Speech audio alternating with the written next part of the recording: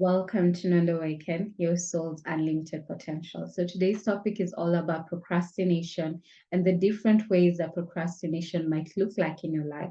And I'm also going to be sharing a couple of solutions that I have applied in my own life that have actually helped me with getting past the initial resistance that I think we all face anytime we're embarking on a new path. Because here's the thing that if you don't know this, anytime you're embarking on something new, could be a new program you're trying out, a new course you're taking or something, or a new diet program or a new exercise routine that you're trying out, your ego will always step in and prevent you from doing that because change to the mind signifies death.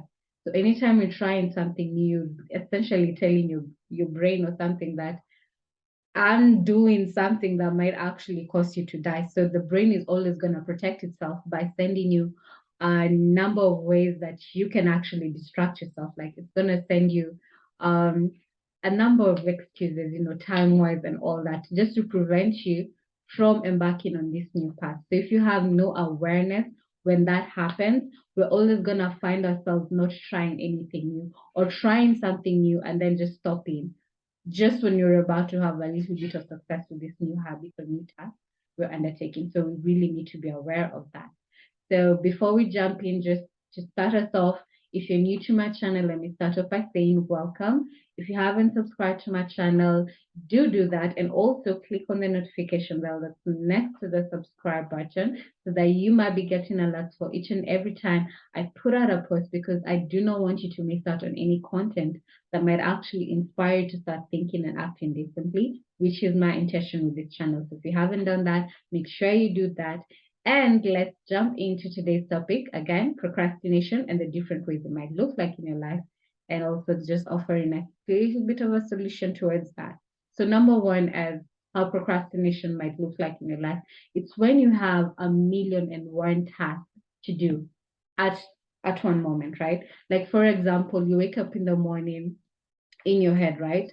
You're thinking, I gotta go wake up. I have to take a bath. I have to dress. I have to prepare breakfast. I have to go to work. I have to prepare lunch. Like I have a meeting. I have to prepare, like so many tasks that you're trying to undertake at one moment that it actually paralyzes you into inaction. Right. Like, I don't know if any of you have ever faced that. Like, I know, experience that whenever I'm trying to do so many things at a time, right? I'm trying to shoot a video, shoot some content. I'm trying to write something on my Facebook. I'm trying to take on a new course or something like that. Like there's so many different things that we can tap into like during the day that you actually don't even know where to start. Do you start with shooting the video? Do you start with the course creation? Do you start with taking the shower first? Whenever that is happening in your life, you have to realize like now that's your ego trying to prevent you from doing anything that might actually be different in your life. So you have to have awareness of that. Like whenever you have so many tasks or so many activities that you need to undertake, that it actually paralyzes you into inaction. Realize that first of all, yes, it's the ego stepping in. And how do you get past that? It's by focusing on one task. Don't worry about what you're going to be doing in the next 2 hours or 3 hours or whatever, or trying to plan your day in that way, because that could get overwhelming because you'll be like, okay, so I'll wake up, I'll take a shower for 30 minutes, and then I'll do this, and then I'll do this. It could get overwhelming, right? So the best way to do that is just focus on the task that you can undertake right now. Like right now, if I'm shooting this video, my entire concentration, my entire focus is on shooting this video and nothing else. I'm not doing this and trying to multitask by washing a car or something, like something else. I'm fully focused on this because the minute you put all your attention on something, then you're actually able to complete one task to full completion and perfectly before moving on to the next task. That's the best way you can actually kick that if you're stuck um in that kind of paralyzation, paralyzed into inaction. Focus on the one task, on the one activity that you can do at this moment, and make sure you complete it before moving on to the next task. So that's number one. The second way that procrastination might look like in your life is when you literally never have time to do something that's important in your life. Like, for example, when you're taking on a new course, right? It could be like you need to go through 30 minutes or one lesson, right? So how it might look like will like procrastination will be that you don't have 30 minutes in a day to dedicate to this course. You know this course is important. You know this course is going to teach you something that's really important, that's going to help you transform your life in a really good way, but you don't have 30 minutes to dedicate in your day to do that. That's your procrastination kicking in, right? So how you push past that is number one, you have to get raw and real with what your priorities are. Because here's the thing, whenever you're like convincing yourself you don't have enough time to do something that you know is very important to you, ask yourself this: do you have time to go to sleep? Yes, I do. I'm not saying that sleep is not important. Sleep is very important. Do you have time to scroll on social media? Do you have time to go to YouTube and endlessly scroll and watch so many videos? Yes, you do have that time. Do you have time to catch up with a friend for like 30 minutes or 1 hour on phone call? Yes, you do. So how do you have time for all of that? And you don't have time to dedicate to 30 minutes to take a course that you know is very important for you, or to even listen to something, or do like whatever habit that is important to take you now to the next level. How do you not have time for that, but you have time for all these other things? So what you can do in this scenario is, again, get clear on what your priorities are. Really get raw and real with yourself. Like, this is my priority, that if I purchase this course, if I chose or I made a commitment to start this course, there's a reason for that. So remember the reason why you started on this new habit. That's not your why. Find out your why, focus on your why, and then make sure that before you undertake other, if you could do this actually, if you could do the task, this difficult task, like the first thing that you do every day, of course, after maybe you've taken a shower or something, like before you embark on any other activities or check your phone or call up someone, take those 30 minutes to take this course. Take those 30 minutes to do this new task that you've been procrastinating on. Get the most difficult things out of the way first, and then you can dive into doing other things during the day. So that's a good way that you can actually get past your mind whenever it's trying to convince you that you don't have time to do anything. So your number one priority before you even embark on all this distraction kind of activities is do this task that you're really avoiding. Take the 30 minutes, and trust me, the minute you do this, the minute you accomplish that, like, it makes the other activities in your day so much easier. It could also look like maybe you're procrastinating on cleaning up your house, like it's too much, right? Like it's too much work or something, and maybe you're convincing yourself we don't have time. Instead of looking at it like, I have to clean my entire house today, you could wake up in the morning and say, you know what? I'm going to start with cleaning out my closet today. Just taking baby steps towards that, right? So you could decide, I'm going to clean out my closet today, and that will be the number one thing and you cleaning the house for that day. Then tomorrow you say, I'm going to clean out my kitchen or something, the cupboards in my kitchen.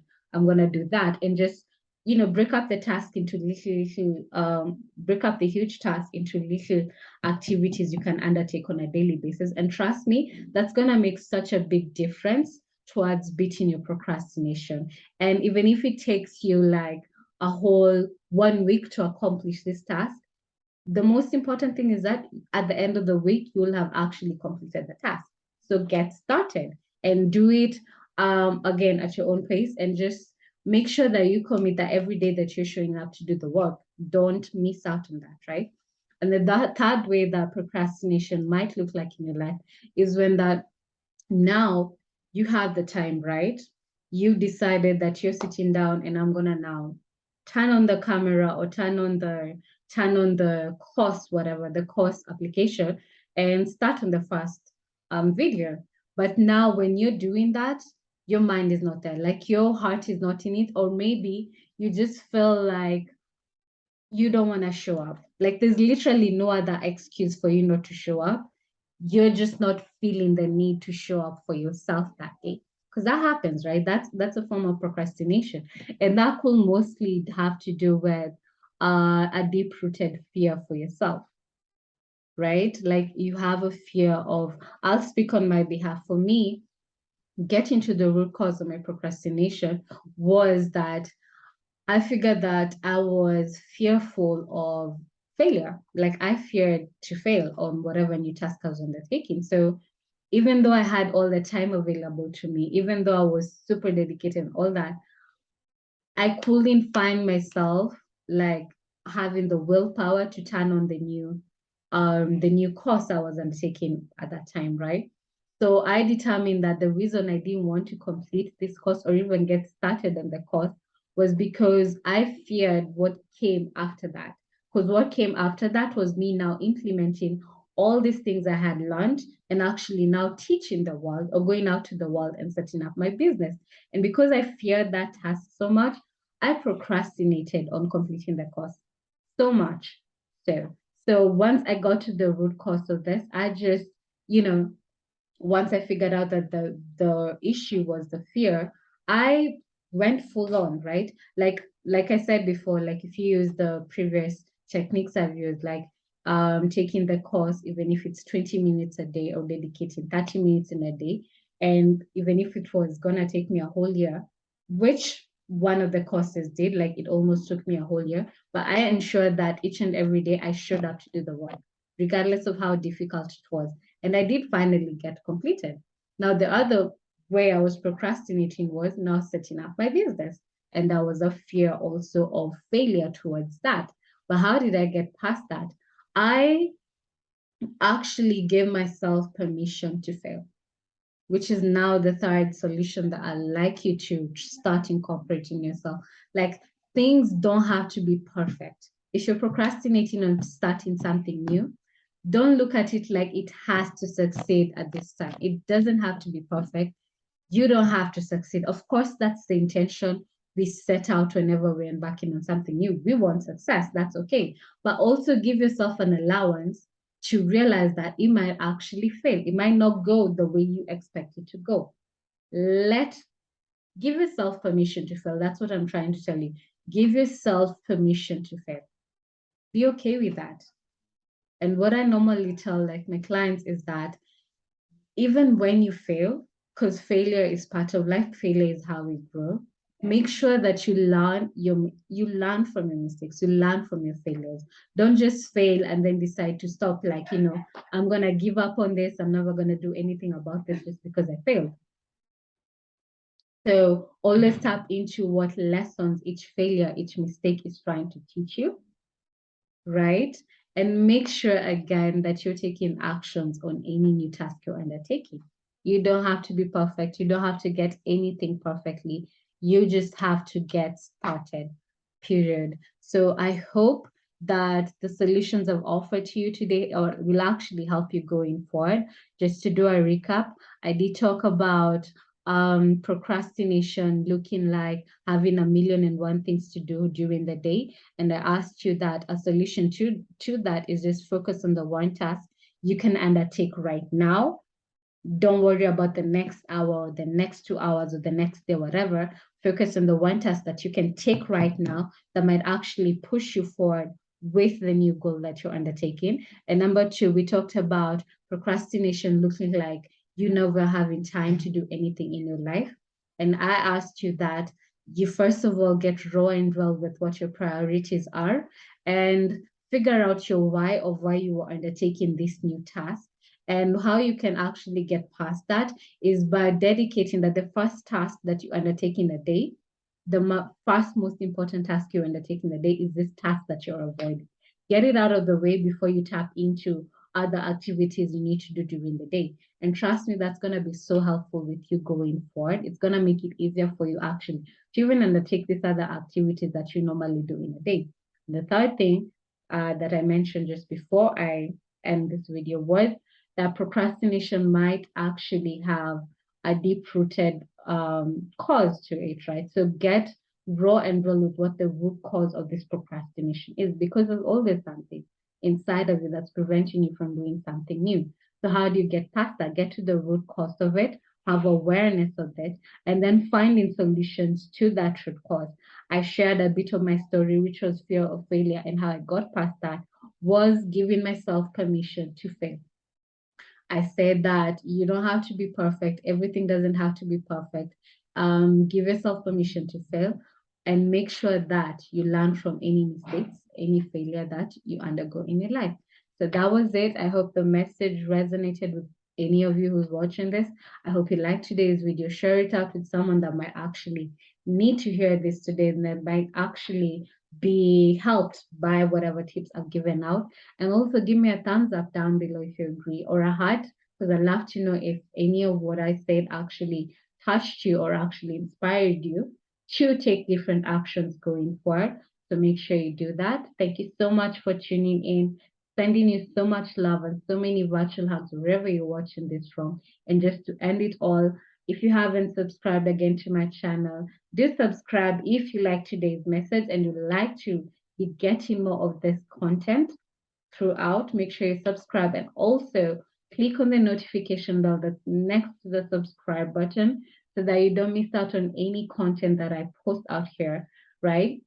And the last thing to end this video is just to share a little bit of how I can actually help you tap into get into your highest and best potential, which is with the work that I do and the work that I share with my clients, which is all about rewiring you at a cellular level, at a central level, right? Rewiring you to tap into your highest and best potential.